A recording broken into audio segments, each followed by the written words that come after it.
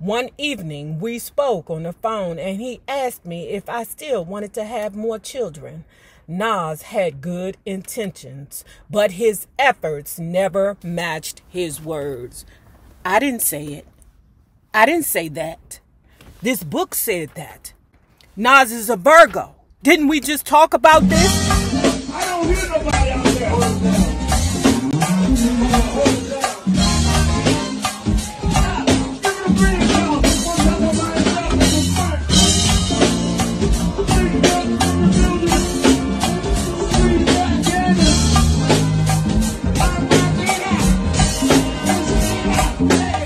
So before we get started, guys, I want to thank all of my paying members, okay?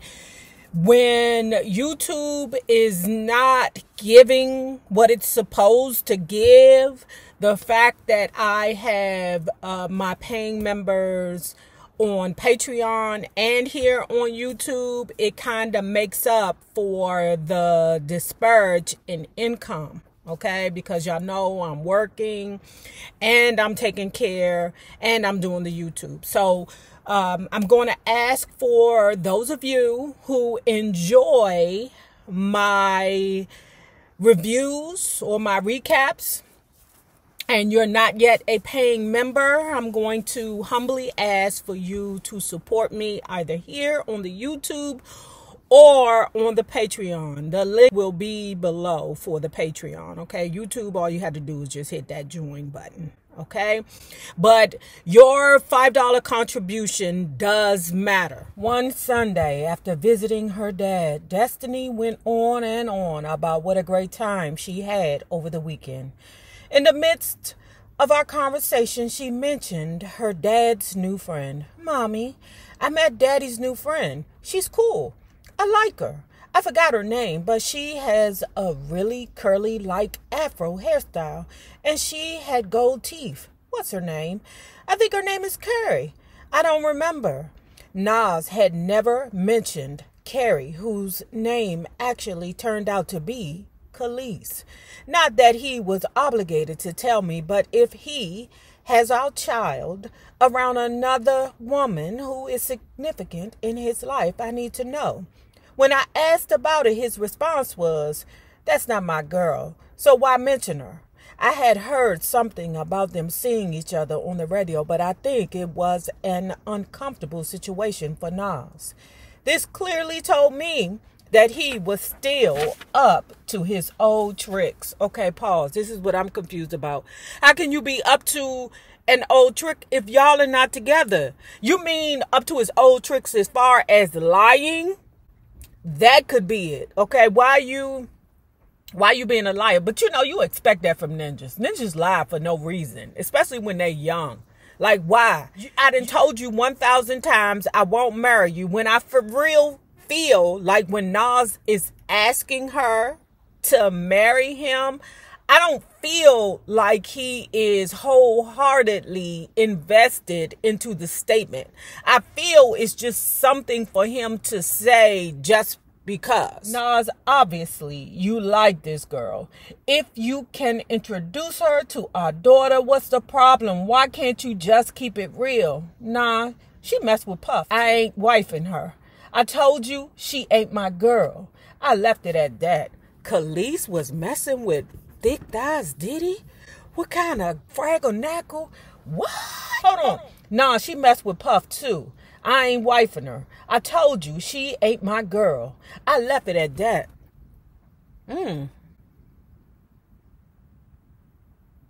It's weird. I don't know. It seemed like these people who are a part of the entertainment world just pass around the women. Like, I've been in a situation before where one of my ex-girlfriends, matter of fact, my first girlfriend, was messing with the girl upstairs.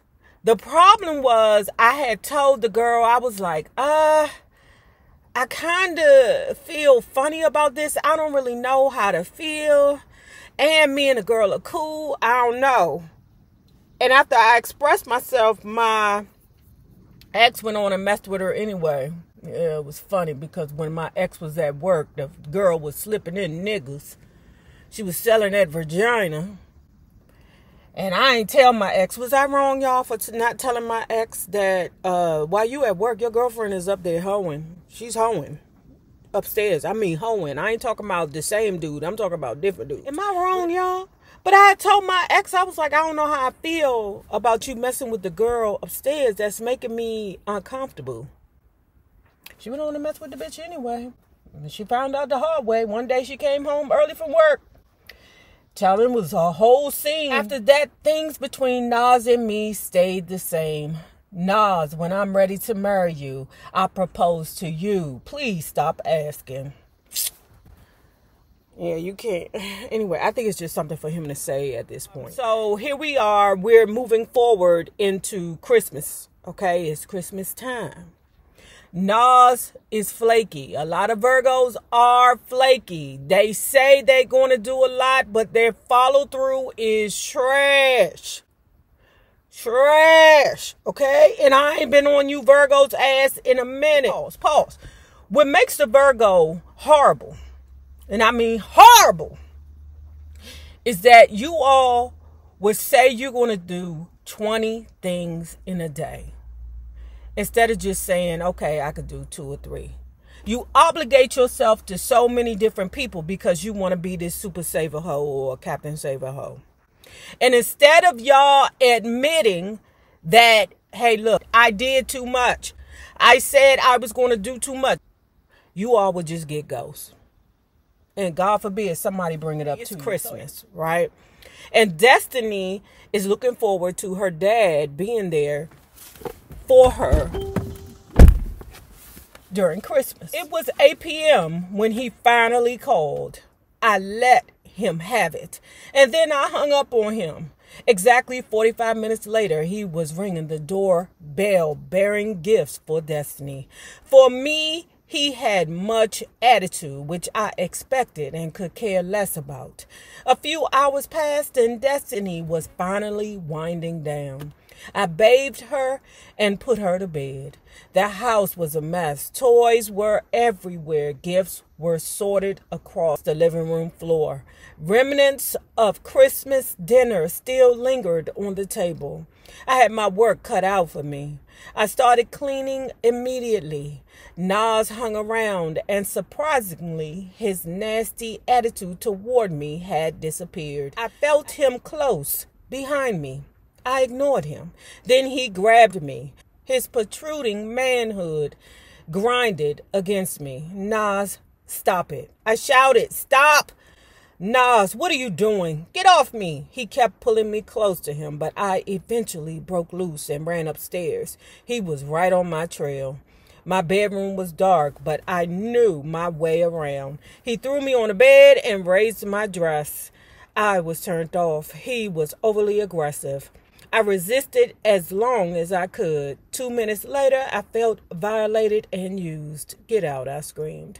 Nas just sucked his teeth. I paid the rent up here. I'm not going nowhere. I mean, he got you there. Now, y'all ain't married. Even if you are married, I don't think nobody should force themselves on you. I mean, girl, that's the cost. That is the frigging cost. No, it's not, right. But that's the cost.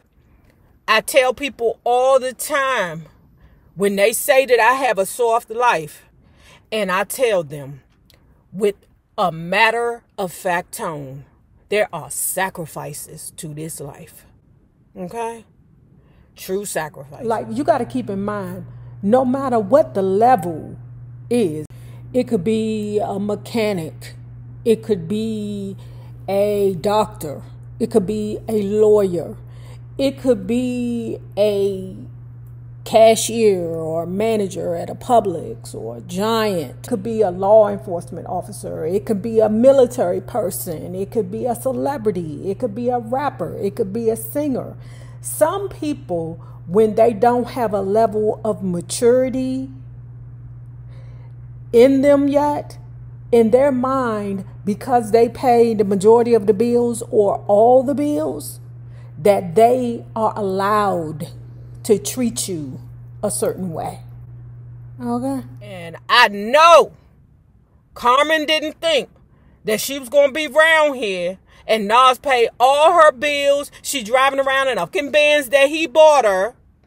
A nice Benz, a S500 Benz. Okay, yes, the value of the Benz depreciates like so quickly. It was still a Benz.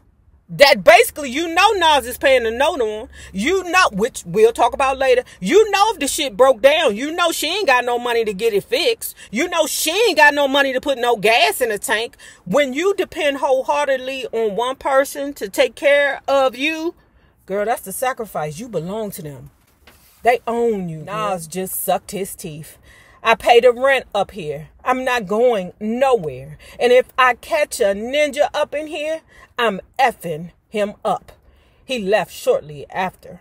I never felt such disgust and disgrace. It was the day before New Year's Eve when I heard that Puffy was having a party in Miami. You still fucking with Puffy, girl? Okay. I called Shelly, and although it was last minute, we managed to get it together. Shelly called a connect of hers to get us event passes. After we landed and checked in our hotel, we hit the strip. This was going to be a fun night.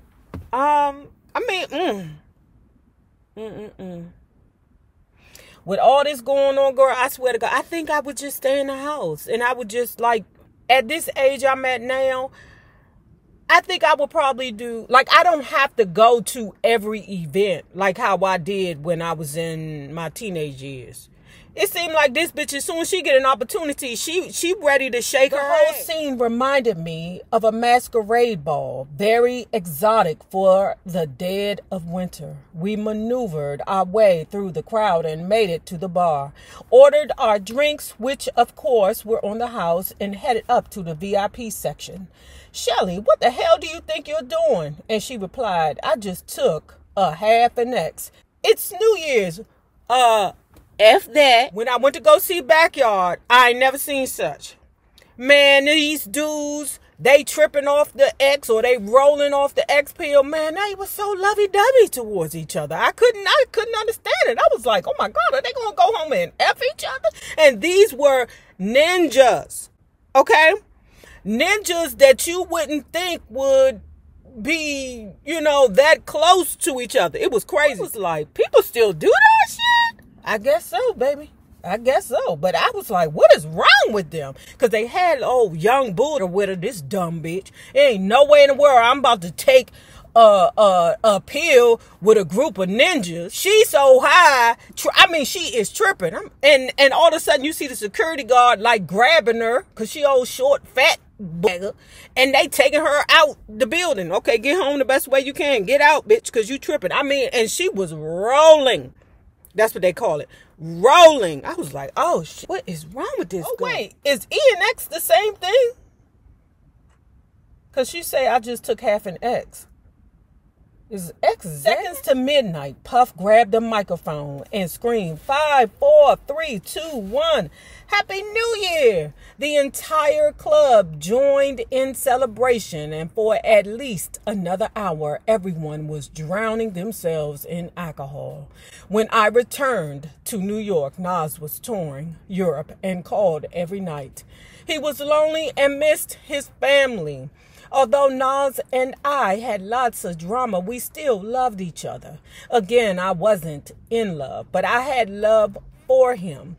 One evening, we spoke on the phone, and he asked me if I still wanted to have more children. Nas had good intentions, but his efforts never matched his words. I didn't say it. I didn't say that. This book said that.